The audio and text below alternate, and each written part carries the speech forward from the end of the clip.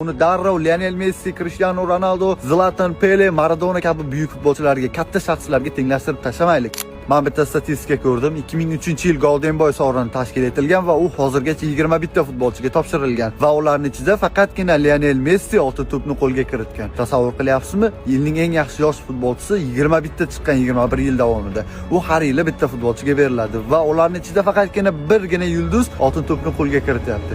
Bu nima degani? Bu agarda qaysidir futbolchi yilni porlab chiqib, bir yilni portlatib, bir yilni yondirib tashlab, Golden Boyni qo'lga kiritadigan bo'lsa, uni darrov Lionel Messi, Cristiano Ronaldo, Zlatan, Pele, Maradona kabi buyuk futbolchilarga, katta shaxslarga tenglashtirib tashlamaylik. Ular bilan solishtirmaylik. Sizlardan iltimos, bir kattaroq qaraylik futbolga, kengroq qaraylik. Misol uchun o'sha davrda Martial, Sterling, Renato Sanchez, yana ularning ichida Pogba bor, Joao Felix bor. Biri o'ziga bildirilgan ishonchlarni oqlay olmay Arabistonda o'ynab yuribdi. Biri doping sabab faoliyatini barbod qilgan. Ayniqsa Balotelli juda ko'p maqtalgan. U bo'lajak Zlatan, bo'lajak Ronaldo deyilgan. Qani o'sha futbolchi? Ko'ryapsizmi, bular har xil qismatlar bilan yo'q bo'lib ketmoqda. Kimlardir intizomsizlik sabab, kimlardir yulduzlik kasaliga berilib. Shuning uchun qaysidir futbolchi akademiyadan, klubdan yoshligida porlab chiqadigan, 2 yil yaxshi o'yin ko'rsatsa, 1 yil zo'r o'yin ko'rsatsa, uni kimlardir bilan taqqoslab tashlamaylik. Qanaqadir baland baholar berib yubormaylik. Uni faoliyat davomida kuzataylik, qanday natijalar qayd etganini kuzataylik. Shundan keyin qandaydir baho bersak, uni